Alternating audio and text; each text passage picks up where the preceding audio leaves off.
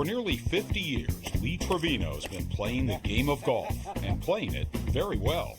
I don't care about much else except golf. I mean, that's my passion. It's my love. It's the thing that I know how to do best. Trevino started playing in his early 20s, not that far from the cotton farm he grew up on, just outside of Dallas. When you play a sport, all they're looking for is how good you are. Not who you are or not where you came from. They're looking to see how good you are. And golf is about numbers. Little ones. Little numbers. Driven to succeed, Trevino was 29 years old when he won the prestigious U.S. Open in 1968. Just 3 years later, Trevino's remarkable success continued when he won 3 Open championships in a row. When it comes to major championships and it comes to putting great tournaments together in a row, it's all about putting. And I had a run with that putter. But in 1975, at the peak of his career, Trevino was playing the Western Open when a freak accident occurred. We were on the 13th hole, I'll never forget it there. It was a par 3. A lightning bolt struck the lake, and the rays came out and knocked me down.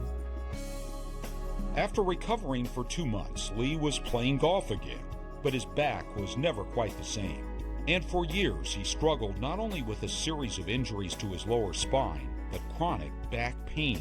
You endured it. That's it. You just went ahead and played through it. You got used to it. I won golf tournaments, with bad back pains. But in January of 2004, Trevino slipped and fell as he climbed out of a bunker.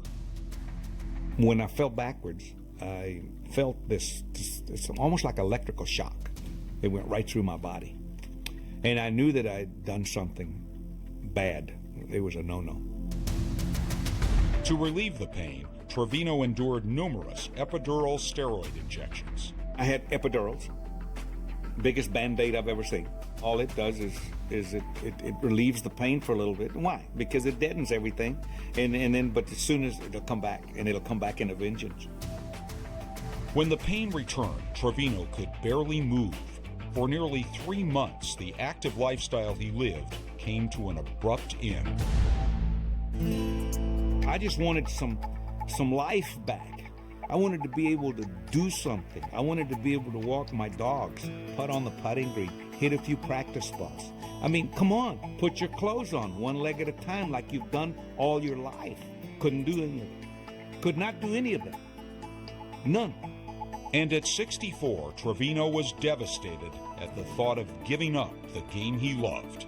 I have a passion for this game that's just second to none. And my whole thought line in that bed was, am I ever going to be able to play golf again? That was my whole goal, was to get back and play again. Trevino turned to Dr. Ralph Rashbaum, an orthopedic surgeon, for help. He was at a point where he literally was crawling through his home. Forget golf. Forget getting out of the house. He wasn't functional. An MRI revealed Trevino had lumbar spinal stenosis, or LSS. In essence, what it means is that either bone, ligament, or bone and ligament was encroaching on the nerves. The bone was on the nerve, and I couldn't move. Could not move. Like many LSS patients, Trevino relieved the pain by leaning forward. That helped extend the space between his discs so the nerves were no longer pinched. The only time that I was comfortable is being hump-shouldered and going down. I had lost about 3/4 of an inch to an inch in my height. Determined to maintain the mobility in Trevino's back, Dr. Rashbaum was reluctant to perform major back surgery. Given the nature and the intensity of the pain he was suffering from, he would have been subjected to a standard decompressive laminectomy, which might in fact rendered him unstable, and that would have ended his golf career. He said, the problem that you have, you may never play golf again. And it was very difficult for me to understand that, and I wouldn't accept it.